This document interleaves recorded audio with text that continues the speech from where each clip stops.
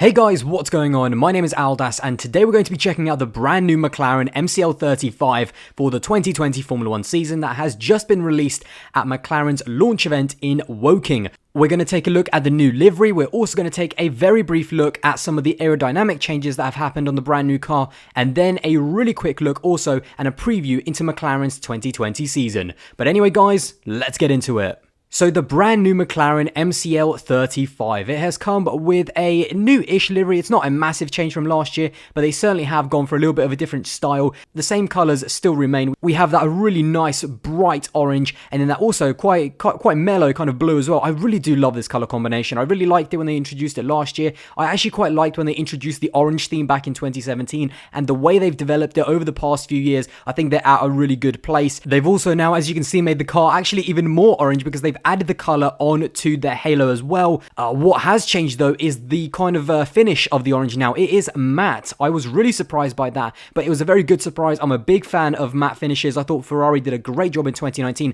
and I'm very much looking forward to seeing what this car is going to look like in the daylight with that matte finish. I think we've got a few photos from a couple of journalists, Stuart Codling and Chris Medland. I think this first one is from Chris Medland, and you can kind of see the matte finish in the studio lights, but again, it's going to look completely different when it's out on track during testing. I also think from the studio shots, it certainly looks like to my eye that the blue might be a little bit lighter compared to last year. But again, since we haven't seen these cars out in the light, we can't tell for sure. But certainly does look like that from the pictures that McLaren have put out. As far as my thoughts on the livery, I like it. I think it's a really good livery. Again, I want to see what it looks like out on track because honestly, last year, the orange in the sun in places like Austria and Texas, it was incredible to actually see it out on track. It really popped and it really looked great on screen as well, especially when it was in the hands of Carlos Sainz and Lando Norris with some of the incredible performances that they put in as well. However, I do probably prefer last year's livery just a little bit more. I really did like the blue motif off the back of the cars with the triangles as well from last year. I thought it was maybe a little bit better.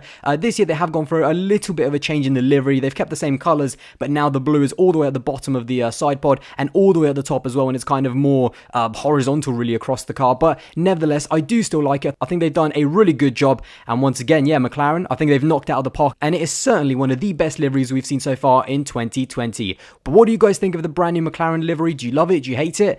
Let me know in the comments below. So now I'm going to take a look at some of the aero changes that I can see on this brand new McLaren. So once again guys, and I'll say this in every single video, I'm not an aerodynamicist. I'm just looking at this from a fan's perspective and kind of playing the spot the difference game between this brand new car and also what the car was like at the end of the 2019 season. So what the team has done over the winter break. Now once again, just like all of these cars, this is basically an evolution of last year's car. There is a lot certainly in the barge board area that is very similar, and certainly at the rear of the car it's almost identical, but towards the front of the car and actually the nose, there is quite a bit of difference. So let's start off right at the front of the car and the nose, and this is a very good change, certainly that I really do like. They have removed their nostrils. Now McLaren, this is something they actually brought in all the way back in 2018 and really developed throughout 2019, and clearly they had a very good car, but they have now removed the nostrils and gone for a much more basic, much more simple nose design, certainly very similar to the Ferrari nose, the thumb nose as a lot of people like to call them. And if we also take a look a little bit further down, they have still got the same carbon fiber cape that of course leads the air into the barge board. And as far as the barge board, once again, to be honest guys, comparing with pictures of a car from last year and a little bit later last year in Austria, so midway through the season but not quite at the end, it is very similar actually, or certainly to my eye. I've no doubt that they have made a few little tweaks there and there, but then again, I mean, McLaren had a really good car, so you don't expect it to be a revolution or anything. You just expect it to kind of improve in a few different little areas. But again, going from right to left of the brand new car, you can see the two kind of upright sort of gills or slots, I'm not quite sure what they're called, and the boomerang, the single boomerang. We saw Red Bull yesterday, they had a double boomerang,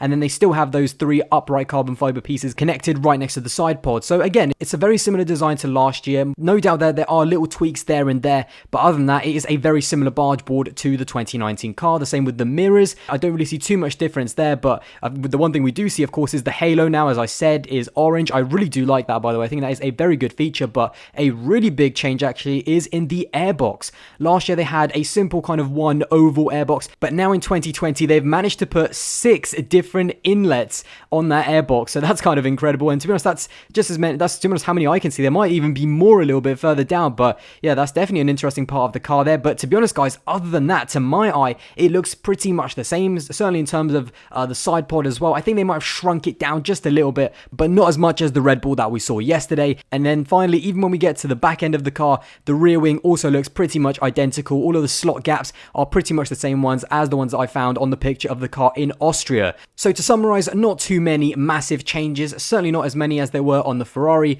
but they've clearly done a very good job. I do like the livery, and hopefully this will be a very good car for McLaren as they continue their rise back in Formula 1.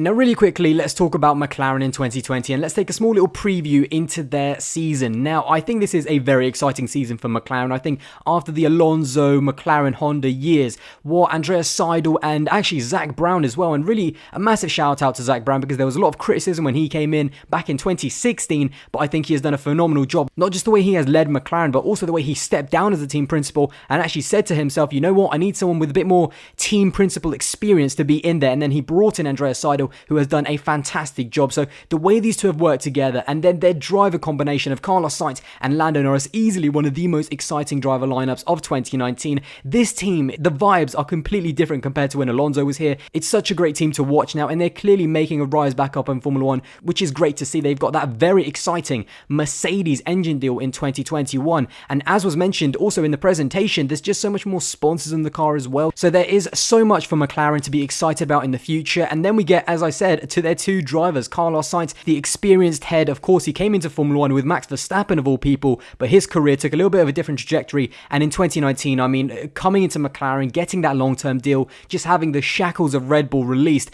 he was my driver of 2019, and what a season he had. He finished better than best of the rest because he beat both of the Red Bull boys. And I think even Lando Norris coming into McLaren in his rookie season in 2019 just brought a whole different energy to McLaren, clearly lifted the entire team, and these two kind of work together so well. But will it change in 2020 as Lando Norris gets even better, gains even more experience? Is he going to give Carlos Sainz a little bit of a harder time? I think that is going to be something that is very exciting to watch because these two are not only great characters out of the car, but also do some amazing things in the car in an environment that is clearly very exciting, with McLaren making big steps for the future. Anyway, guys, there you go. That is my first look at the brand new McLaren livery, and also taking a little bit of a look into their 2020 season. What did you think of their brand new livery? Let me know in the comments below. And also, where do you think McLaren are going to finish at the end of the season? I hope you did enjoy this video, and if you did, don't forget to drop a like, smash that subscribe button, and check out my social medias. Instagram and Twitter will be above, and I'll see you in the next one. Bye, guys.